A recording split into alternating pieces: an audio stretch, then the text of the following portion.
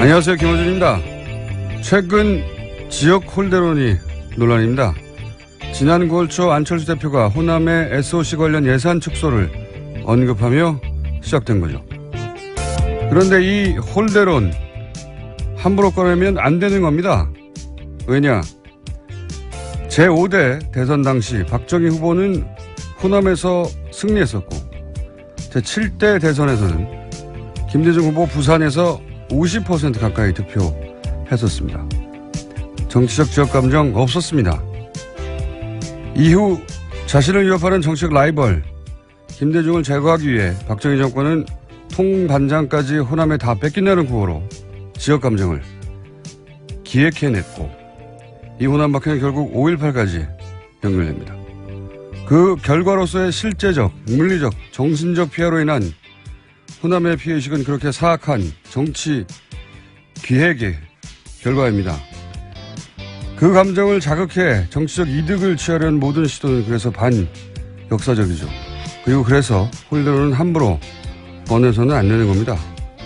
사람의 상처로 정치하는 거니까요. 논란이 이어지자 지난 월요일 안철수 대표가 기자 간담회에서 이렇게 말했습니다. 제가 제 입으로 지역 홀대를 이야기한 적이 없다. 그런가요? 호남 고속철 예산 3천억 신청했지만 95% 삭감됐습니다. 이게 그럼 호남 홀대가 아니면 호남 접대입니까? 본인 입으로 얘기한 적이 있습니다. 실제 호남이 홀대 당했는지 여부는 여당이 답할 문제죠. 정말 특정 지역이 특정 정권에 의해 의도적으로 부당한 대우를 받은 것이라면 그 정권은 무너져야 마땅한 겁니다. 제가 안철수 대표에게 묻고 싶은 건 이겁니다. 그럼 호남 홀대가 아니면 어쩌려고 그런 단어를 꺼냈냐. 안 대표님, 아니면 어쩌실 겁니까? 김호준의 질문이었습니다.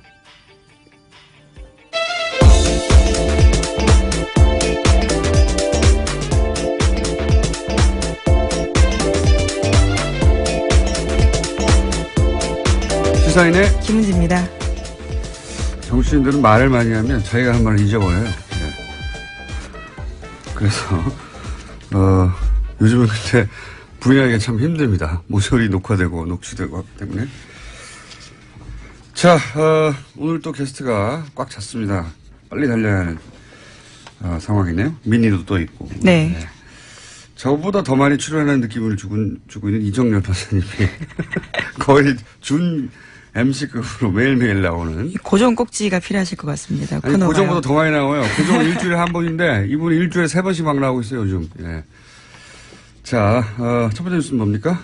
네, 어제 도널드 트럼프 미국 대통령 유엔 연설 전해드렸습니다. 이를 두고 미국 안팎에서 비판이 나오고 있는데요.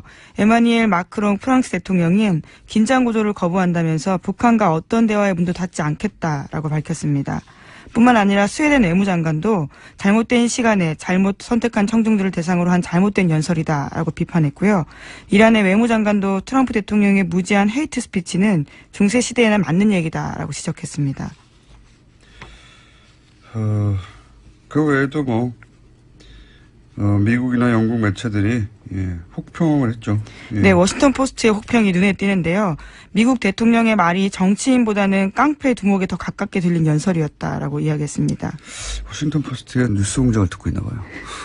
계속 그런 이야기를 주장하고 계시는데요. 아니, 왜냐면 이 뉴스 논평에서 한 멘트 비슷한 멘트들이 며칠 후에 외신에 실리지 않습니까? 비슷한 생각을 한다는 거죠, 사람들이. 예. 그리고 영국 가디언즈에서도 뭐라고 하지 않았습니까? 예. 네, 협박과 눈길을 끌려는 행위는 정책이 아니라 엄포에 불과하다면서 국제규범과 관리를 무시한 연설이라고 혹평했습니다. 가디언즈는 그나마 진보적이라고 쳐요. 워싱턴 포스트는 보수지를 대변하거든요. 진보 보수를 가리지 않는 건 왜냐면 외교적으로 말이 안 되는 소리니까요. 기본적으로. 그리고 그 상원의 의원들 네, 미국 내에서도 비판이 많습니다. 네, 하원 할 것 없이 말들이 많았어요.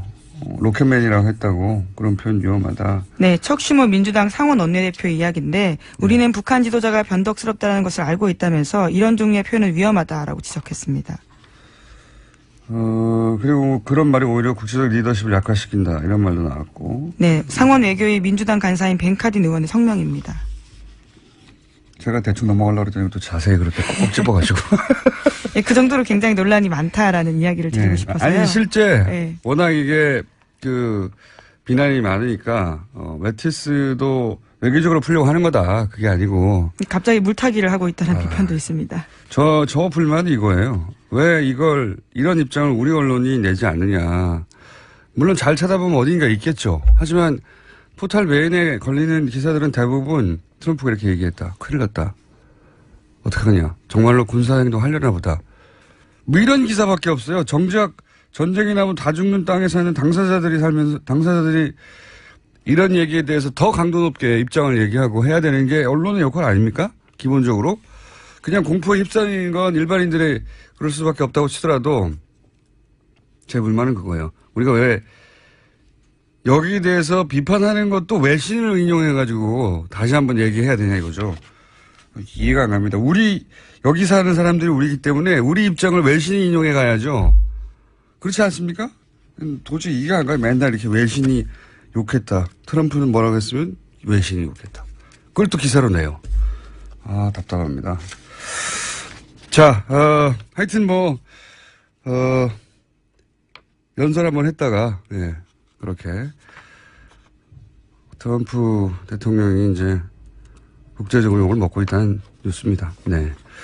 그 외에 러시아나 중국은 당연히 욕을 했고요. 예, 항상 그래왔으니까요. 악마화하지 마라, 그런 얘기도 하고. 중국에서는 뭐라 그랬죠? 네, 관련국의 안전보장이사의 결의를 완전히 집행하는 동시에 긴장 완화에 도움이 되는 행동을 해야 한다라고 지적했습니다. 오히려 점잖게 얘기했네요. 예. 제 불만은 그거예요. 오래전부터 계속 얘기하지만, 예.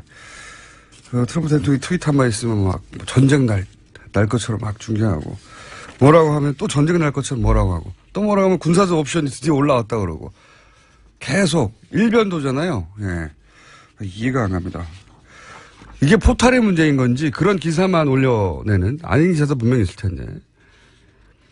아니면 언론 전반의 문제인 건지 둘 다인지는 모르겠어요. 네. 제가 모든 기사는 다 안 읽어봤기 때문에. 네, 비판하는 기사들도 많습니다. 그게 소위 포탈의 메인에 올라오지 않으면 우리가 그게 존재하는지 알 수가 없잖아요. 저도 이제 뒤져보면 그런 기사가 있다는 걸 알겠어요. 근데 그게 주류는 아닌 거죠. 지금 우리 언론에. 주류는 아닌 것이고. 그렇다고 방송들이 그렇게 하느냐. 종편은 그럴 리가 없고요. 당연히. 그 외 매체들도 그다지 그렇지 않거든요. 예. 불만입니다. 당사자 한국에서는 이렇게 말했다라고 외신이 인용해 가야 된다. 사실은 저는 그렇게 생각이 드는데. 자, 다음 뉴스는요. 네, 문재인 대통령이 어제 세계 시민상을 받았습니다. 미국의 싱크탱크 아틀란틱 카운슬로가 민주주의 발전에 기여한 공로로 주는 상입니다. 그렇군요. 잠깐만 들어보겠습니다. 나는 먼저 이 상을 지난 겨울 내내 충광장에서 촛불을 들었던 대한민국 국민들께 바치고 싶습니다. 나는 촛불 혁명으로 태어난 대통령입니다. 평화의 힘을 전 세계에 보여주고 세계적인 민주주의의 위기에 희망을 제시한 대한민국의 촛불 시민들이야말로 노벨 평화상을 받아도 될 충분한 자격을 갖고 있다고 생각합니다. 네, 길었지만 짧게, 예, 한 두 가지 정도. 노벨 평화상을 받을 자격이, 있다는 말에 끝내지 말고, 정부 차원에서 촛불 시민들을 노벨 평화상 후보로, 하긴 정부가 올릴 수는 없군요. 예, 후보자 자격 추천을. 이거 한번 얘기했었지 않습니까, 저희? 네, 그때 그래서 박원순 시장이 관련된 일을 추진해보겠다라고 밝혔던 바로 전해드린 바 있습니다. 어떻게 됐나 모르겠네요. 예. 자, 다음 뉴스는요. 네, 이명박 정부 시절에 국정원의 블랙리스트 관련돼서 계속 알려드리고 있는데요. 이번에는 라디오 시사 프로 편파 방송 실태라는 문건이 보도됐습니다. 오늘 아침 한겨레 신문이 보도했는데요. 관련해서 여러 가지 라디오 프로그램들이 언급됐습니다. MBC의 손석희의 시선집중, 성경섭의 시사터치, 김미아의 세계는 그리고 우리는 문제가 있다라는 식의 이야기고요. 뿐만 아니라 KBS, CBS, SBS, BBS, PBC까지 모든 아침 방송들이 거의 총망라됐습니다. 문제가 안 되는 방송이 없어요. 모든 아침 시사방송이 다 문제다. 시사방송을 없애고 싶었겠죠. 예. 실제로 손석희 씨나 김미아 씨는, 떠났죠. 예. MBC에서 손석희 씨를 몰아낸다는 건 MBC의 치명적인 거죠. 실제는 대표적인 자산을 없애버리는 건데, 뭐 그런 거 기치 않았었던 것이고. 출근길 민심을 호도하고 있다. 정부를 흠집낸다. 이런 식의 표현들이 있습니다. 뉴스공장이 그때 있었으면 뭐 사형에 처하라 이런 게 나왔겠죠. 어쨌든 모든 시사 프로가 다 마음에 안 들어. 심지어는 당시 불교 방송은 친박 김재원 의원이 진행하는 거임에도 불구하고, 예, 세종시 원안보수 입장을 얘기한다면서, 예. 편파 방송이다라고 주장했습니다. 일단은 이제 당시는 이명박 정권 시절이니까 박근혜 캠프에 있던 김재원이 박근혜 편든다 이런 얘기죠. 한마디로. 예, 그렇죠. 모두 다 마음에 진보 보수 가리지 않고 그냥 이명박 전 대통령에 대한 찬양 일변도가 아니면 다 반정부적이라고 했던 거죠. 예, 심지어 민경욱 현 자유한국당 의원이 진행했던 프로그램에 대한 지적도 있는데 일방적인 정치 공세를 방치하고 있다면서 문제라고 지적합니다. 아니, 모두가 다 마음에 안 드는 거예요. 예. 친정부 아니면 모두가 다 사라져야 할. 실제로 그래서 다 없어졌어요. 지금 거론하는 것들은 오로지 여전히 살아남아 있는 건 김현정의 뉴스죠. 네. 김현정 씨. 네. 오래 하셨어요. 수고하셨고 고생하셨습니다. 자, 다음 뉴스는요. 네, 문성근 김여진 씨의 합성 사진을 인터넷에 유포한 국정원 직원의 아이디가 있는데요. 관련해서 이 사람이 쓴 2009년부터 2011년까지 쓴 글들이 최근에 모두 삭제됐다고 합니다. 어제 그런 것들을 발견해서 경향신문이 보도했는데 관련해서 이 작업을 했던 국정원 직원에 대해서 검찰은 구속영장을 청구했습니다.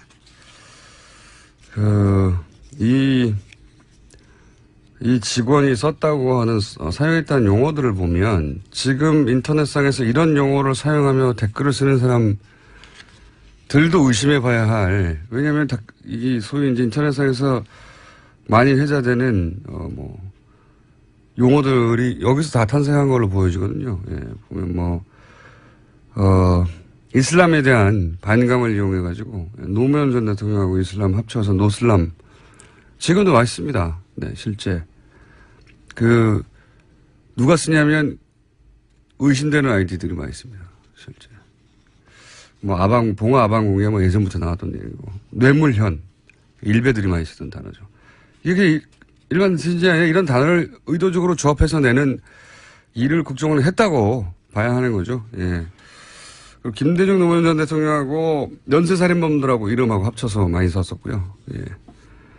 네, 심지어 5.18 북한 특수부대 침투설을 반복적으로 퍼뜨렸고요. 배우 문근영 씨에 대해서도 굉장히 이상한 소리들을 썼습니다. 빨갱이 핏줄이라고 했었죠. 5.18 특수부대 침투설은 그러니까 5.18을 북한이 일으켰다. 라고 하는 것의 발원지는 국정원으로 보여집니다. 제가 보기엔. 네. 근데 이 아이디어를 3일 전에 그렇죠? 지금으로부터 3일 전에 이때가 있다가 한꺼번에 삭제했다는 거죠. 예, 증거인멸이 의심되는 상황입니다. 국정원은 그만큼 들킬 리가 없다고 자신해 왔다는 방증이고 이게 들킬 리가 있냐고. 그리고 또 한 가지 포인트는 과연 이 직원은 구속 영장이 청구되면 발부될지 기각될지. 네. 대부분 지금 기각되고 있거든요. 네. 국정원 댓글 관련해서는 심리전 단장 제외하고는 다 기각됐어요. 모조리.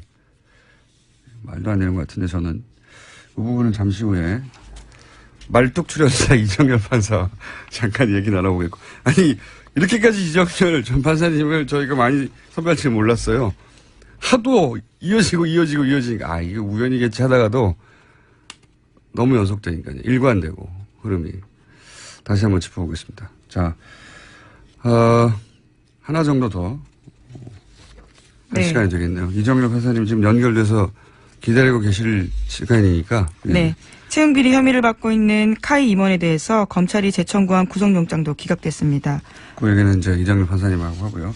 카이도 연속으로 5개인가가 기각됐죠. 예. 이거 관련해서 연예인 화이트리스트도 화제예요. 그죠? 네, SBS가 어제 보도했습니다. 우파 연예인, 그러니까 그 문건에서는 건전 연예인이라고 표현하고 있는데요. 건전 연예인을 양성해서 조직화해야 된다라는 내용이 담겨 있다고 합니다. 그렇군요. 예. 당연히 그랬겠죠. 그래서 정부 주관 행사나 금연, 금주 등 공익 광고에 우선 섭외해야 된다라는 내용도 있다고 합니다. 국정원이 그런 리스트를 가지고 있고 그리고 어떤 구체적 방안, 보고서가 작성되고 나서 실제 그렇게 실행되지 않은 지금까지 보도된 바로 실행되지 않은 게 없어요. MBC나 뭐 KBS나 이렇게 문제가 된다고 그 사람들 실제로 잘려나갔고 없어졌고 그렇다는 얘기는 연예인 화이트리스트에 이것도 실행에 옮겨졌다고 봐야 되죠. 예, 자기들 우리 말을 잘 들으면 예, 이렇게 된다는 것도 보여주고 또 그 연예인들의 지명도를 이용해서 예, 정권 홍보에 이용하고 그랬겠죠. 예, 실제 그랬겠는데 이분들이 자기 이름이 이 리스트에 올라 있다는 건 모를 거라고 봐요. 예, 모를 거라고 보지만 그렇게 운영했던 거고 저는 뭐 계속해서 얘기하지만 이명박 정권 때 했던 일을 박근혜 정권 때는 안 했겠느냐. 예. 그게 성공적이라고 들키지 않았다고 생각하면 더 확대했겠죠, 오히려. 그런 생각이 듭니다. 자, 여기서 잠깐, 또 기각됐기 때문에, 네. 그리고 저희가 다루지 못하고 넘어간, 국정원 댓글 사건 관련, 자들도 다 기각됐기 때문에 며칠 전에 묶어서 최근의 영장 기각에 대해서 다시 한번, 영장 해설 전담 판사. 이정규 판사, 얘기 나눠보겠습니다. 안녕하십니까, 판사님? 네, 안녕하십니까. 네. 국정원 댓글 관련해서는 심리전 단장만 구속됐고, 관련자들 2명의 영장은 기각됐고, 그리고 또, 요즘 이게 하도 많이 나와서 다 읽어보지도 못하실 것 같아요. 계속 기각되는 게. 예. 그죠? 이거 또 물어볼 텐데 하고 읽어보고 싶은데 또 기각돼서, 네, 다 읽어보지 못하실 것 같은데, 법원에서 저 자꾸 뉴스 공장에 출연시켜가지고 저를 과로사하게 하려고 하는 음모가 아닌가. 자, 일단, 요 앞서 버린 시간 순대로, 네. 그 국정원 직원, 아니죠, 이제 이게 네. 팀장이군요. 예. 국정원에서 총 10억 원을 받았던 송암흑의 팀장. 이분하고 또 같이 영장이 기각된 문아무개 씨. 네. 외곽팀을 운영하면서, 돈까지 가로챈 가짜 네. 현금 수령 영수증을 만들어서. 둘 다 기각됐거든요. 어떻게 보십니까? 네. 일단 둘 다 이해를 못하겠다는 게 결론이고요. 네. 그다음에 이제 두 개 사건을 나눠서 보면은 일단 지금 먼저 공장장님 송 씨 민간인 팀장 네. 먼저 하셨으니까 그 부분 먼저 말씀드리면요. 영장 기각 사유가 이래요. 공무원 범죄인 이 사건 범행에서 피의자가 차지하는 지위와 역할 및 가담 정도, 그다음 송 씨를 포함한 전체 범행 가담자에 대한 수사 및 재판 진행 상황을 고려했다. 이게 예. 기각 사유거든요. 예, 민간인이라는 얘기죠. 예. 예. 그렇죠. 공무원 범죄인데 이 피의자는 뭐 민간인이냐 아니냐 이런 예. 의미를 내포한 거 아닙니까? 이게 근데 저도 영장 해보긴 했지만 도대체 이게 무슨 말인지 모르겠어요. 그러니까 네. 무슨 뜻이냐면 구속영장 청구해서 이제 구속 사유가 예. 청취자분들도 다 알고 계시겠지만은 범죄 사실이 소명되고 도주의 우려가 있거나 증거인멸의 우려가 있어야 되는 거니까 예. 그럼 기각을 하려면 범죄 사실이 소명이 안 됐거나 예. 도주의 우려가 없거나 예. 증거인멸의 우려가 없어야 되는데 그렇죠. 그 얘기는 하나도 안 나오거든요. 예. 여기에. 그렇네요. 예. 이게 무슨 소리인지 모르겠는데 일단 짐작을 할 수 있는 건 조금 전에 공장장님도 말씀해 주셨지만 공무원 범죄인데 민간인에 불과하다라는 점하고 네. 가담 정도가 적지 않느냐 네. 이렇게 지금 보기 때문에 가담 정도가 적으면 이제 단순 가담자니까 단순 가담자는 보통 형이 높게 선고되지 않기 때문에 그래서 도주의 우려가 없다고 본 거 아닌가 이렇게 추측은 가능합니다. 지금 이 문장으로 봐서는. 예. 그런데 이제 문제는 공장장님도 지적해 주셨지만은 이게 민간인 팀장인데 예. 이 사람이 한 게 지금 2009년부터 4년 동안 10억 원을 받으면서 피라미드 조직을 운영했다는 거거든요. 수백 명이 팀원으로 네. 있었다는 겁니다. 그러니까 이 정도면 사실 단순 가담자로 보기는 어렵고 최소한 이제 저희 조직 범죄가 있으면은 구분을 3단계로 하거든요. 수괴, 그다음 예. 중요 임무 종사자, 그다음 단순 가담자 이렇게 3가지로 분류를 하는데 단순 가담자도 아니고 중요 임무 종사자를 넘어서 수계급이거든요. 지금 팀장이니까. 그렇죠. 그러니까, 그러니까 이렇게 단순 가담자로 본 것 자체가 전혀 이해가 안 가고. 두 번째 사안 알겠습니다. 두 번째 사례는 어떻습니까? 저희 시간이 그렇게 많지는 않기 때문에. 네. 예. 두 번째는 그거죠. 국정원 직원인데 수천만 원을. 수천만 원을 가로챘다 그래서 사기까지 들어가 있는데 그래서 자백하고 그 피해금에 공탁했다고 지금 기각이 됐거든요. 네네. 이게 지금 사기 부분은 그럴 수도 있는데 문제는 뭐냐면 이 사건 본질은 사기냐 아니냐가 문제가 아니고 저 국정원 직원이 국가기관이 선거에 개입해가지고 여론 조작하고 민주주의를 훼손한 사건이잖아요. 예. 그러면은 일단 불법이 두 개가 있어요. 하나는 민주주의 훼손 부분이 있고 또 하나는 사기 부분이 있는데 그렇죠. 이 사기 부분은 정말 진짜 그 표피에 있는 피부에 있는 지연 말단적인 건데 이걸 가지고 영장을 기각을 했다는 거는 그 밑에 깔려 있는 진짜 중요한 불법, 이중 불법에서 토대가 되는 불법에 대해서 눈을 감아버린 거죠. 그러니까 이것도 결국은 이 부분에서 눈을 감은 게 아닌가 싶고 지금 두 가지에서 공통적으로 나오는 게 뭐냐면 이 사람들이 허위 진술하고 출국하려고 했던 출국 시도를 했던 그런 정황도 있거든요. 도망가려고 했지 않습니까? 한마디로. 예. 그러니까요. 그러니까 이 부분에 대해서는 아무 얘기가 없어요. 이거 분명히 도주 우려가 있는 거고 증거인멸의 우려가 있는 건데 여기에 대해서 지금 제대로 지금 기재도 안 해놓고 있고 그리고 기재해놓은 것도 이해가 안 가고 하니까 참 어떻게 이해해야 될지 저도 참 갑갑합니다. 사실 보면요. 그러니까 지금 민주주의 훼손이라는 범죄와 그 훼손에 사용된 불법 자금 두 가지가 있는데 불법 자금 가로챈 것에 대해서 공탁을 했다고 민주주의 훼손죄엔 따지지 않고 그렇죠. 이거 공탁됐으니까 이게 2차적 범죄인데 말하자면 2차적 범죄만 그렇죠. 가지고 기각했다 이 말씀이신 것 같은데 그렇죠. 네, 당연히 저도 말이 안 된다고 생각합니다. 네. 요거만 하려고 했더니 오늘 또 기각이 됐기 때문에 오늘 새벽에 기각된 것도 이번 기각된 거는 그 자체로만 보면 또 이해할 수 있는 부분이 있긴 있어요. 범죄 사실의 소명이 부족하다는 그런 느낌이 들었거든요. 읽어보니까. 그런데 이게 지금 재청구돼서 기각된 거예요. 그 앞에 또 네 번의 기각이 또 있죠. 근데 이제 이분은 지금 두 번째인데 이분이 앞에 기각될 때 뭐라 그랬냐면 기본적 증거 자료가 수집돼 있어가지고 그래서 도주 및 증거인멸의 우려가 없다 그랬어요. 그렇죠. 그 사례입니다. 기본 증거가 무슨 말이냐 이런 얘기 하셨죠. 그런데 그럼 그때는 도주 증거인멸의 우려가 없다는 거였는데 지금은 범죄 사실 소명이 부족하다는 거거든요. 사유가 완전히 뒤바뀝니다. 그래서 도대체 그렇군요. 법원이 이렇게 일관성이 없는지 모르겠어요. 전문가시니까 그 부분을 짚어주시는군요. 그때는 이런 말 안 하더니 왜 새로 나왔냐. 네. 그러니까요. 차라리 전에 것처럼 그냥 도주 증거인멸의 우려가 없다 그러면 말은 사유는 황당해도 일관성이 있구나라고 이해는 할 텐데 이건 일관성도 없어요 지금. 그러니까 카이 관련해서 지속적으로 거의 두 건인가요? 제하고 다 영장이 기각됐는데 그리고 민간인 댓글 부대 같은 경우도 단장 한 사람 빼고 다 기각됐고요. 이 전체적 흐름을 어떻게 보십니까? 간단하게 요약해서. 이상하다라고 생각 한 줄로 논평해 주시자면. 저로서는 그 정도밖에 얘기할 수밖에 없고, 이렇게 말씀드릴게요. 제가 초임 판사 때 많이 들었던 얘기인데, 이게 개개 사건으로 보면은 우연히 벌어질 수는 있어요. 근데 이게 우연히 겹치면, 그때는 필연이라고 판단하는 게 판사의 어떤, 직업 자세입니다. 뭔가 필연적인 게 있어요. 여기까지 듣겠습니다. 말씀 감사합니다. 고맙습니다. 이정열 전 부산 판사였습니다. 그리고, 김은지 기자 아직도 못 가고 옆에 앉아서 타이밍을 못 잡고 있었습니다. 수고하셨어요. 감사합니다.